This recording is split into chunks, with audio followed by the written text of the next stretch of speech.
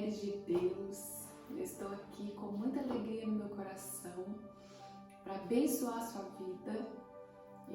Esses dias, eu estava pensando, Senhor, como que eu posso fazer para não me afastar das minhas irmãs queridas da igreja, nesse tempo que eu vou ficar de licença, pela última semana já de gestação.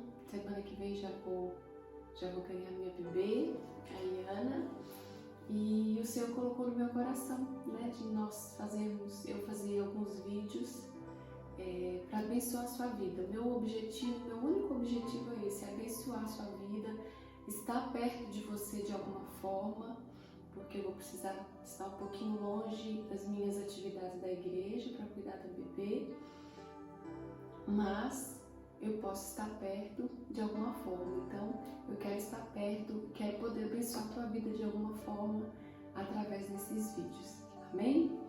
Bom, eu fiquei pensando o que compartilhar, sobre o que falar, porque hoje a gente tem tanta ministração boa no YouTube, tanta palavra boa, tantos pastores, pastoras, que têm edificado tanto a minha vida, a sua vida, e eu fiquei pensando, meu Deus, o que falar?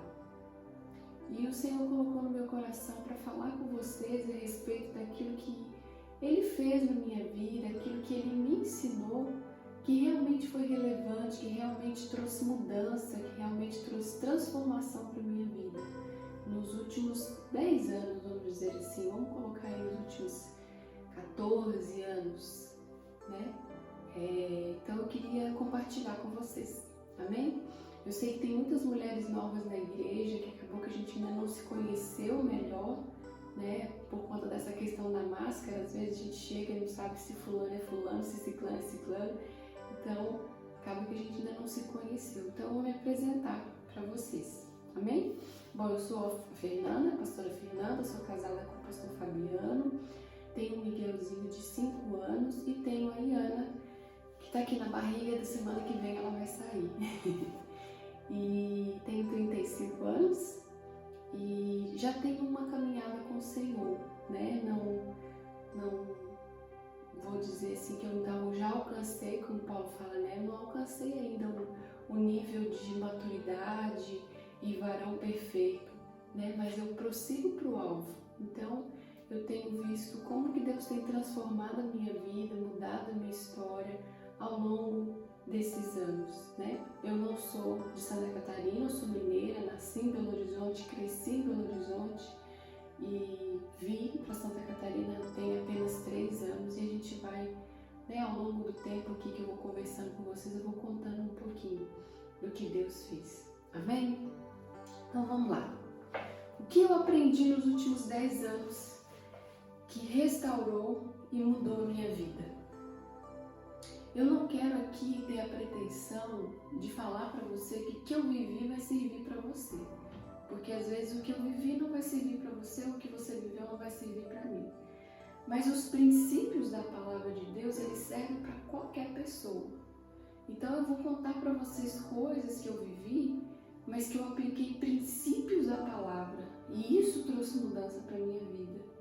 Lógico que eu me inspirei em pessoas, que eu tive pessoas como exemplo, que eu tive pessoas que me discipularam, mas foram os princípios da palavra que me mudou. Não foi ouvir a história de uma pessoa, foi pegar os princípios da palavra e aplicar na minha vida, amém? Eu cresci num lar bastante disfuncional. Meus pais se separaram quando eu tinha só 3 anos de idade. Eu tenho mais 2 irmãs mais novas. Quando eles se separaram, minha irmã mais nova estava na barriga da minha mãe ainda, e a do meio tinha 1 ano e pouquinho, 1 ano e meio. E viver sem a paternidade nos traz muitas disfunções, E acabou que minha mãe se refugiou na igreja. Então minha mãe se separou do meu pai, em seguida ela se converteu e ela se refugiou na igreja. E a igreja que nós frequentamos, eu quero dar graças a Deus pela vida daquelas pastoras, eram 2 pastoras, tinham boas intenções, tinham um coração de querer fazer a obra de Deus, mas infelizmente nos ensinaram muitas coisas distorcidas. muitas coisas que não estão na palavra, muitas doutrinas humanas. Só que como a minha mãe tinha acabado de conhecer Jesus, se você falasse para ela que Jesus ressuscitou no quarto dia, ela ia acreditar. Se você falasse para ela que Maria subiu para o céu junto com Jesus, ela ia acreditar.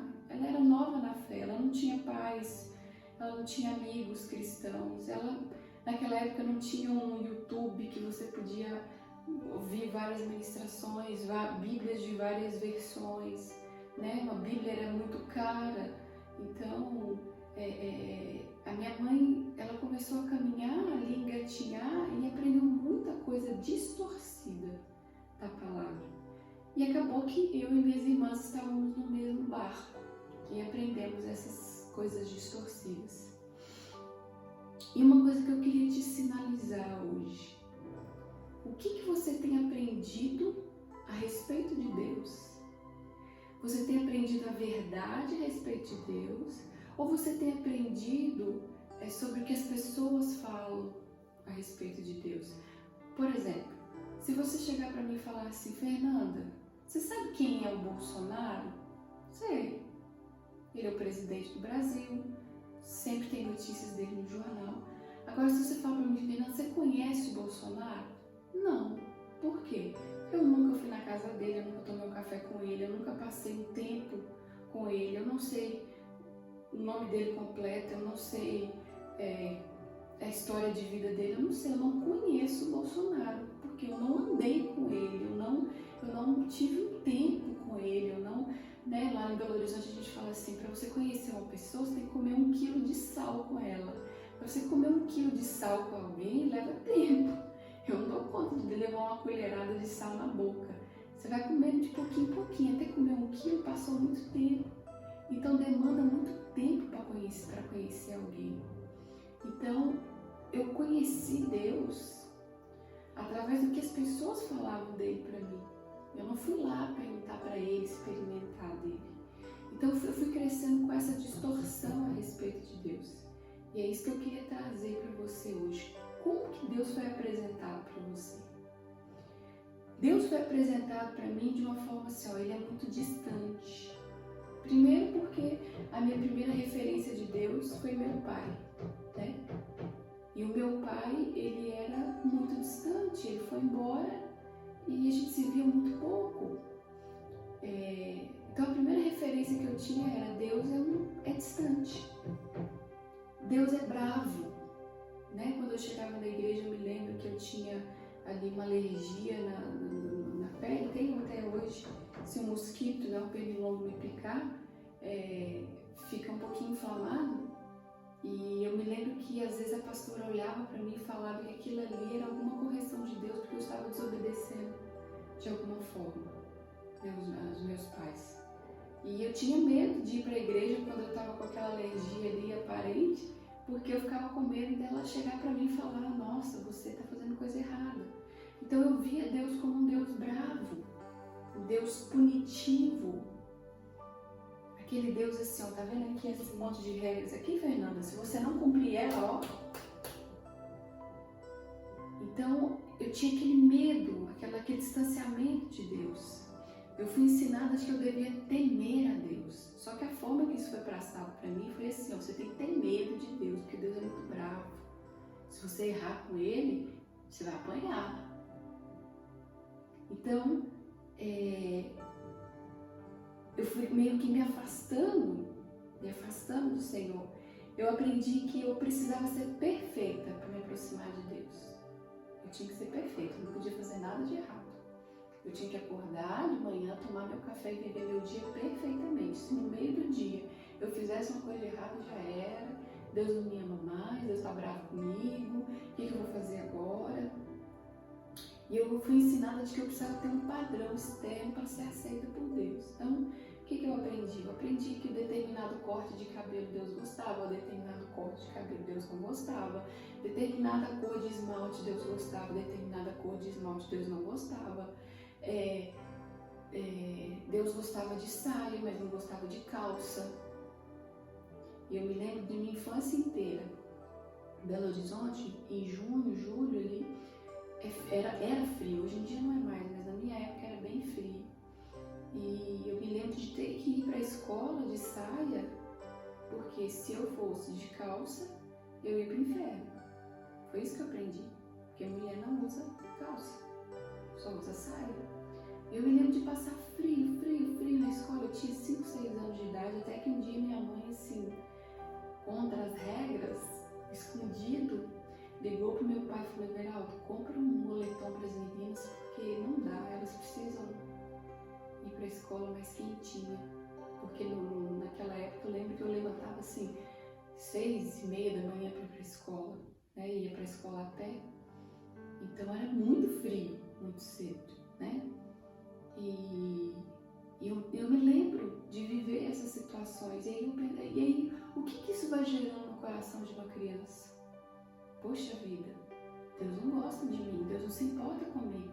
Ele prefere que eu sinta frio, né, do que deixar eu ir aquecida para a escola. Poxa vida, eu vou para o inferno se eu for aquecida para a escola com uma calça de moletom.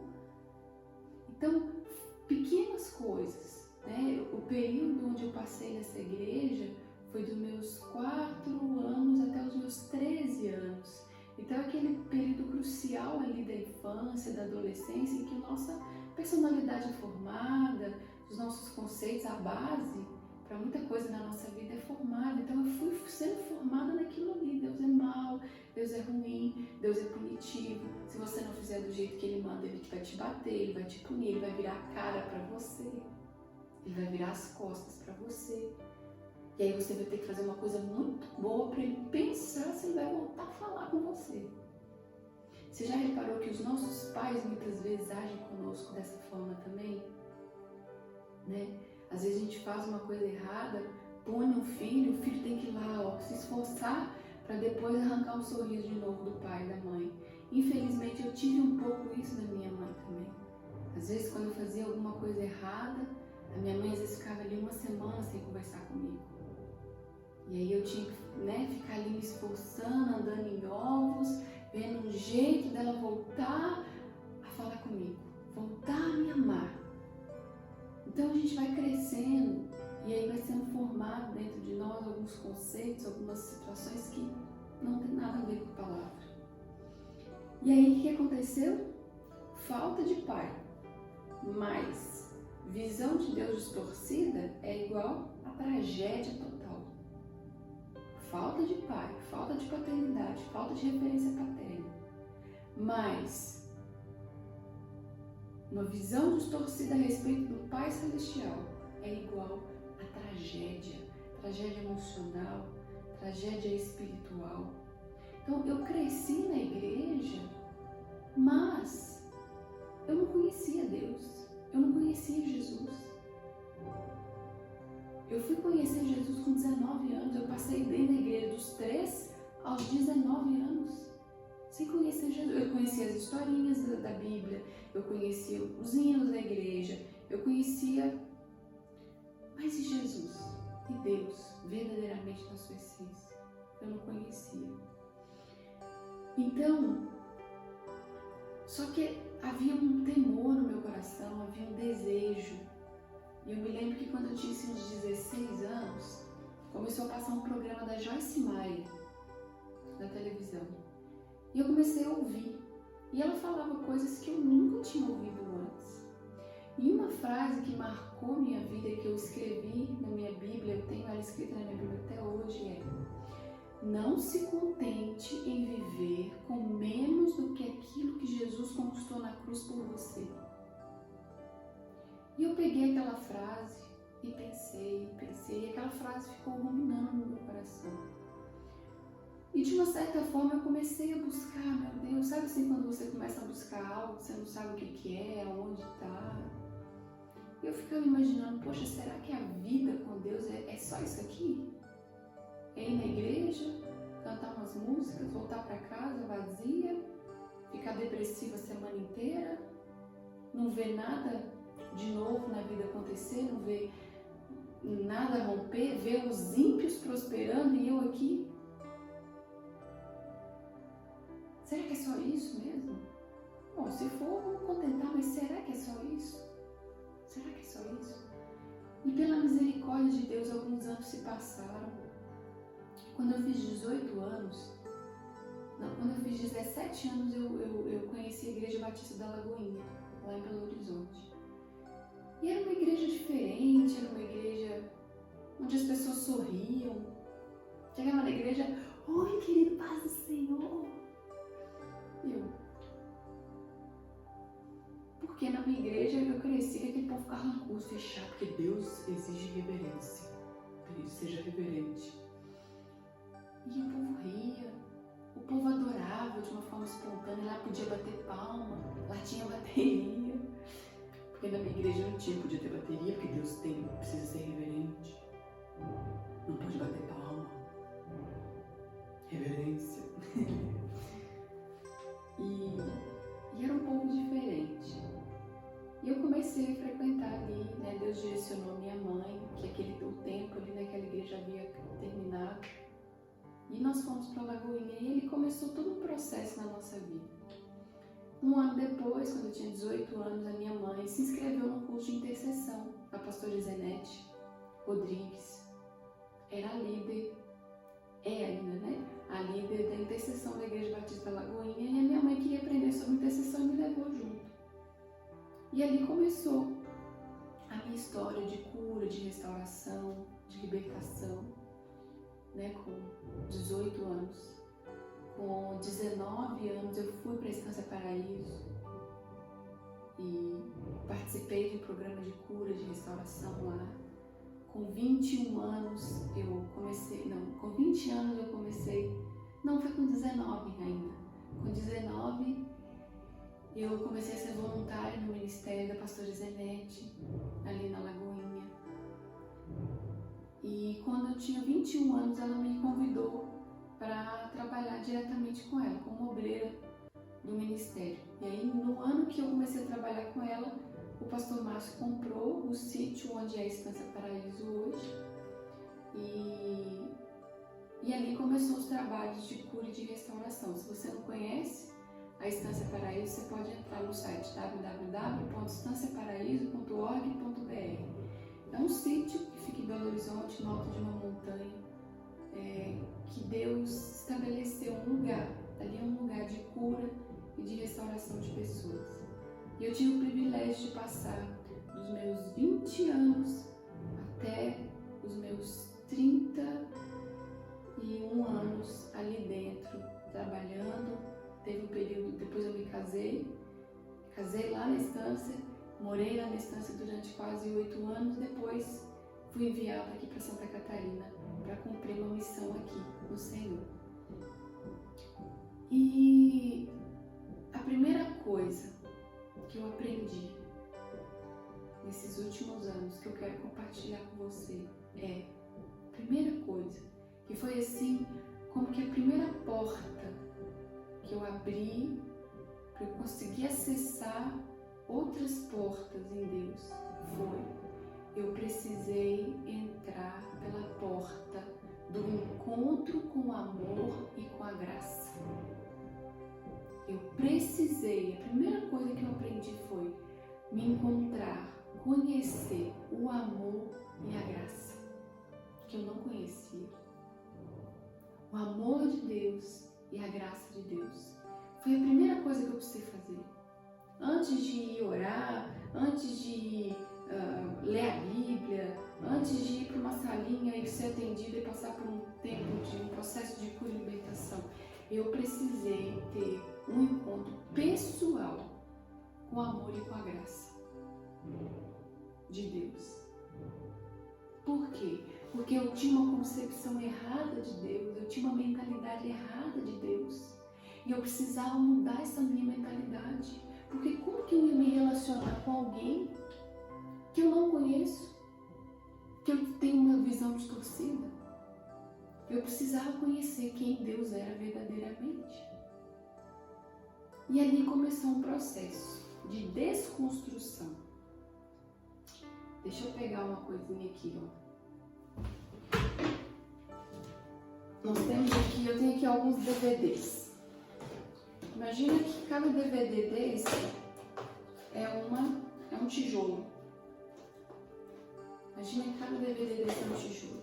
Então, existia uma estrutura na minha mente. Uma estrutura. Deus é bravo, Deus é ruim, Deus é punitivo, Deus não te ama. Você precisa ser muito boa para ter acesso a Ele. Você precisa fazer muito para Ele te dar pelo menos um pouquinho, uma migalhazinha do amor dele. Eu tinha uma estrutura mental que eu precisava destruí-la. Eu não podia tolerar ela, eu não podia conviver com ela, eu precisava destruir essa estrutura. E como que eu ia fazer? Como que você desconstrói algo? Pega um martelo, pega uma escavadeira, pega uma marreta e começa a bater. Pega um trator e passa por cima. Certo? Então o que eu precisei fazer? Desconstruir. Passar com a marreta, com o martelo, com a escavadeira do Senhor sobre as estruturas mentais que eu tinha. A palavra de Deus diz assim que o Senhor, a palavra dele, é um martelo que esmiuça a penha. E eu peguei esse versículo para mim. Martelo que esmiuça a penha. Então vamos raciocinar. O que é uma penha? É uma pedra? É uma rocha? O que é esmiuçar? Esmiuçar é quebrar em pedacinhos. E o que é martelo? É a palavra de Deus. Então se eu bater o martelo da palavra de Deus nessa estrutura, ela vai ser esmiuçada? Vai. Por quê? Porque a palavra está falando. E a palavra é verdade. Eu vou acreditar na palavra. E aí eu comecei a fazer o seguinte. Eu comecei a pegar a palavra de Deus e bater nas minhas estruturas mentais, nas estruturas da minha alma, que dizia: Deus não te ama, Deus não se importa com você, Deus é bravo, Deus é punitivo. E aí o que eu fiz? Eu comecei a pegar versículos que falavam do amor de Deus. Eu queria compartilhar com vocês. Lá em 1 João 3:1 fala assim, ó: vejam como é grande o amor de Deus, ao ponto de sermos chamados filhos de Deus. E aí essa palavra amor, como é grande o amor de Deus, é o amor ágape. É um amor que o ser humano não consegue ter sozinho. A Bíblia fala de três tipos de amor: o ágape, o filéu e o eros. O amor ágape é um amor incondicional de Deus, o amor filéu é aquele amor de amigo: oi, que legal, tudo bem, fulana, eu gosto de você, você gosta de mim, que Deus te abençoe, papai. E o amor eros, que é aquele amor, né, que existe entre um homem e uma mulher, aquela atração sexual. E aí eu comecei a entender que Deus, ele tinha um amor ágape, é incondicional, ou seja, não tem condição, não tem eu não preciso fazer algo para merecer. Ele me ama porque ele me ama, porque ele quer me amar e pronto.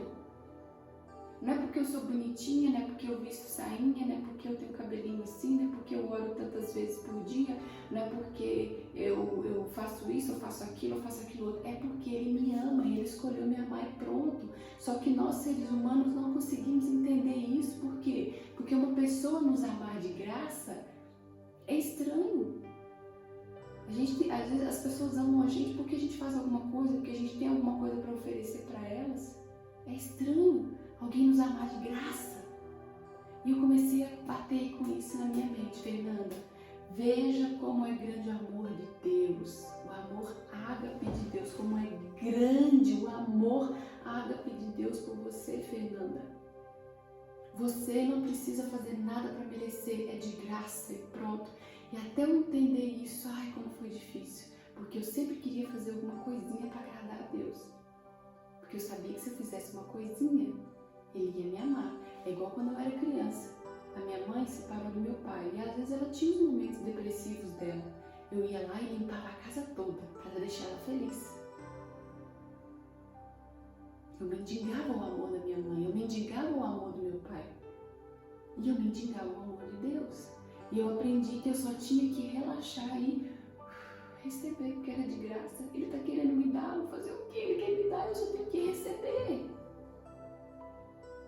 Eu só tenho que receber. Outro versículo, porque Deus amou o mundo de tal maneira que deu seu Filho unigênito para que todo aquele que nele crê não pereça, mas tenha vida eterna. Versículo de criança de escola dominical, mas que é uma verdade que muitas vezes não está no nosso coração. Deus amou o mundo de tal maneira que deu seu Filho. Deixa eu te falar, querido. Se alguém chegar para mim e falar assim, Fernanda, dá o Miguel, dá a Iana aí para ser morto por esse bando de bandido aqui, ó, que tá aqui no Caianduva, para eles serem salvos. Gente, eu não dou. Me desculpa, não dou. Eu não dou. Eu não tenho essa capacidade de ser humano. Deus deu o único filho dele. Não era a planta que ele tinha no canto da sala dele, não. É o filho dele. Por amor a mim, por amor a você. E muitas vezes a gente está aqui mendigando o amor de Deus. Ele já deu e pronto. E aí eu martelava isso, Fernanda. O Senhor deu o único filho dele por amor a você. Acredita nisso? E eu martelava isso na minha mente. Romanos 8 fala assim, Paulo diz assim, ó, eu estou convencido de que nem a morte, nem anjo, nem demônio, nem presente, nem futuro, nem qualquer poder, nem altura, nem profundidade, nem qualquer outra coisa na criação será capaz de me separar do amor de Deus que está em Cristo Jesus. Então aquelas feridinhas na minha perna não seriam capazes de me separar do amor de Deus. O fato de eu estar indo para a escola de calça de moletom não ia me separar do amor de Deus. O fato de eu passar um esmalte com uma cor que Deus não gosta, não fazia sentido. Não estou falando para você que agora a gente vai sair por aí fazendo tudo de errado, que nada pode separar do amor de Deus. Não. A palavra diz que nós devemos ser santos como Ele é santo. Mas, quando nós erramos e nos arrependemos e pedimos perdão, o que Ele faz? Ele pega aquilo ali e Ele joga no mar do esquecimento. Por quê? Porque eu me arrependi, eu pedi perdão e eu disse, Senhor, eu não vou mais cometer esse pecado. Ele joga no mar do esquecimento. Só que a gente fica pescando os nossos pecados e relembrando deles, sendo que Deus já jogou no mar do esquecimento. E eu precisei entender isso, Fernanda. Nada pode te separar do amor de Deus. Nem a falta da paternidade do teu pai, nem as dificuldades da tua mãe. Nada pode te separar do amor de Deus. Através de Jesus temos livre acesso a Deus em confiança pela fé nele. Efésios 3:12. Eu precisei entender que eu não precisava de alguém para ser minha mediadora entre Deus, eu e Deus. A palavra diz que existe somente um mediador entre Deus e os homens. Existe só um mediador. Ou seja, só Jesus pode ficar entre eu e Deus. Querido, querida, se encontre com o amor de Deus. Se encontre com o amor de Deus. Você não precisa de um pastor para orar para Deus, porque a oração do pastor é mais forte, para ver se Deus quer te dar alguma coisa ou fazer alguma coisa por você. Isso é uma mentira, um engano. Um engano. Ele constituiu todos nós ali na cruz como reis e sacerdotes. Pastor, pastora, bispo, apóstolo não tem acesso livre a Deus, diferente do acesso livre que o resto da humanidade tem. Todos temos acesso livre ao Pai, do menor ao maior. Para com essa ideia de que você tem que pedir oração para a coisa acontecer na tua vida, para um pastor. Para com essa ideia. Você pode entrar no teu quarto e falar com teu pai. Deus não é só pai de pastor. Deus é pai de todos os que são filhos, todos aqueles que aceitaram Jesus, deixaram Jesus entrar no seu coração e creem no Pai. Eu precisei tirar essa estrutura da minha mente. Fernanda, você pode entrar no teu quarto e falar com o teu pai secreto. Você não precisa da fulana para fazer isso por você. É óbvio que é muito bom em algum momento da nossa vida a gente está um pouco mais enfraquecido, ô fulano, ora por mim, faz um propósito junto comigo, é óbvio, mas para de viver a tua vida inteira em função disso. Você pode acessar o Pai. Através de Jesus temos livre acesso a Deus. Está lá em Efésios 3,12, livre acesso, ou seja, eu posso entrar a hora que eu quiser. Quando eu trabalhava lá na Estância, na época dos congressos do Diante do Trono, a gente ficava por conta ali de cuidar da equipe e nós tínhamos uma pulseira ou um crachá diferenciado. Então, todos os setores da igreja a gente podia entrar e sair. Os congressistas não, porque as pulseiras dele, vamos supor, a pulseira do congressista era vermelha e a pulseira da equipe era azul. Então, quem tinha a pulseira vermelha só podia acessar ali, né, a entrada ali da igreja, a entrada principal. Nós que éramos da equipe, que tinha pulseira de outra cor, você entrava pelo fundo, entrava por cima, entrava por baixo, passava pelo segurança sem se identificar. Por quê? Você faz parte da equipe. Você tem livre acesso. Você entra, sai, a hora que você quiser, sem dar satisfação para ninguém. É isso que a palavra está falando. Eu e você temos esse livre acesso ao Pai, a Deus. Então eu precisei ter esse encontro com esse amor. Um amor que não estava preocupado com a minha aparência, um amor que eu não precisava fazer muito, na verdade não precisava fazer nada para ele me amar. Ele simplesmente escolheu me amar. E eu vou fazer o quê? Eu vou receber. Imagina, você vai lá e compra um presente para mim. Ai, fulano, não precisava. Não, imagina, eu vou faxinar a sua casa, tá bom? Para merecer esse presente. Não. Primeiro eu vou lá na tua casa, vou lá dar uma boa faxinada e depois você me dá. Que eu vou merecer. Muitas vezes a gente faz isso com o Senhor. Ele quer te dar. Ele quer ter comunhão com você. E você fica, não, Deus. Não, eu tenho que melhorar isso, eu tenho que melhorar aquilo. Depois a gente se relaciona. Às vezes eu fico vendo assim, já tive a experiência de ter pessoas falarem assim comigo. Ai, pastor, isso aqui quer que eu fumo ainda, ou eu bebo. Então, eu vou resolver minha vida primeiro, depois eu vou para a igreja. Não vai nunca. Por quê? Quem vai te dar graça para deixar de fumar, deixar de beber, quem vai te ajudar a fazer isso é o Senhor. E você não precisa ficar com vergonha de estar ali patinando ainda no meio do bolo ali das porcarias do inferno. Mas Ele está ali te ajudando a sair dali. Então eu precisei ter esse encontro com esse amor incondicional.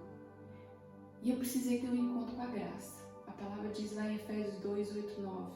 Vocês são salvos pela graça, por meio da fé. O que é graça? Para você entender.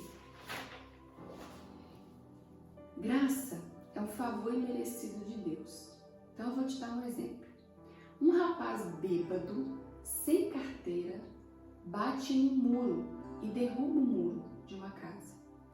O dono da casa diz: rapaz, pode ir embora, tudo bem, eu conserto o muro. Isso é o quê? Misericórdia. O que é misericórdia? É você não receber o que você merecia. O rapaz merecia arrumar o muro, merecia? Mas o dono resolveu: não, tudo bem, pode deixar, pode ir embora, eu arrumo esse muro aqui, eu vou reconstruir ele. O que é graça? Graça seria o dono dizer assim, ó, tudo bem, eu vou consertar o muro e também vou consertar seu carro e vou pagar para você tirar sua carteira. O que é isso? É um favor imerecido. O rapaz não merecia. O que ele merecia? Ele merecia chamar a polícia, um safado sem vergonha, bêbado, de menor. Veio aqui, derrubou meu muro, minha casa, que eu levei anos para fazer. Bota na cadeia. Não, ele recebeu graça. Ele não precisou pagar por aquilo que ele fez de errado. E ainda ganhou o conserto do carro e ganhou a carteira de motorista. Ele foi favorecido por algo que ele não merecia. Isso é graça. E eu comecei a entender isso. Que Deus era um Deus gracioso, um Deus que me amava, um Deus que se importava comigo, que eu não precisava fazer por merecer, Ele simplesmente queria me dar. Então, eu queria deixar isso para você. O amor de Deus é incondicional. Não é aquilo que você faz que vai fazer Deus te amar mais ou chamar menos. Ele ama todos, porque Deus amou o mundo de tal maneira. Ele não ama você porque você é boazinha e ama menos aquele cara que está lá na prisão porque matou 3 crianças. Ele ama do mesmo jeito. Ele espera que você e aquele rapaz sejam salvos, sejam elevados aos céus e vão lá para cima morar com ele um dia. O amor dele é gratuito. Você não precisa fazer nada para merecer. Nada. O amor dele é eterno. Não acaba com o tempo. O amor humano acaba com o tempo, né, gente? O amor do marido às vezes acaba. O amor de um amigo às vezes acaba. Né? Mas o amor de Deus não acaba nunca. E o amor dele é acessível. Acessível. Não é privilégio de só algumas pessoas. Não é privilégio só dos pastores, só dos que fazem tudo certinho. É um privilégio para todos. Mas é tão difícil entender isso, quebrar essa estrutura. É tão difícil. Eu quero que você aprenda isso hoje. Quebre uma estrutura estabelecida com a palavra. Então, o que eu fazia? Esses versículos aqui, que eu citei para vocês, eu recortei eles e guardei numa caixinha. E todo dia pela manhã, antes de trabalhar, eu pegava um versículo daquele e colocava no bolso da minha calça, do uniforme. Na época eu trabalhava no pronto-socorro de um hospital.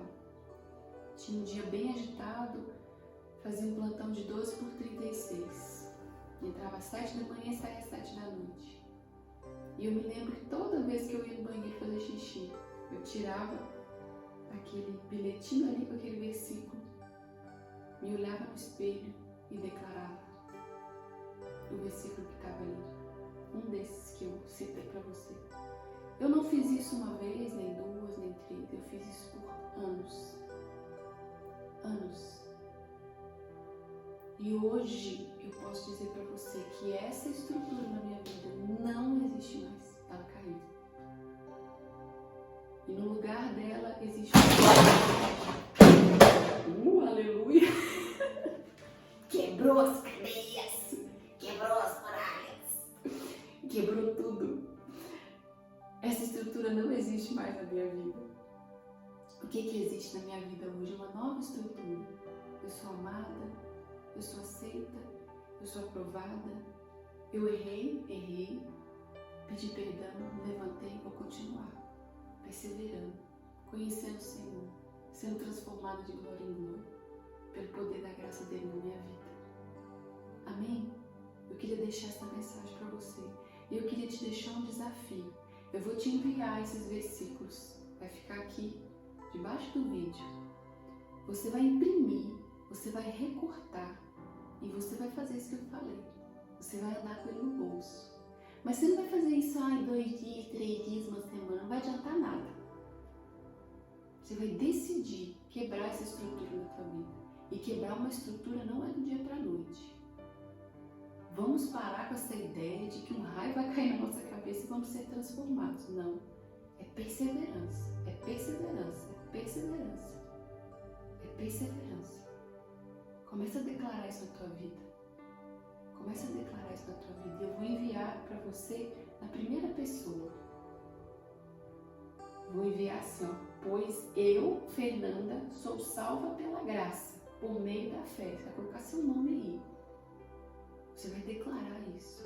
Eu aprendi a fazer isso lá na Estância Paraíso. Quem me ensinou a fazer isso foi a pastora Zenete. Isso mudou, transformou minha vida.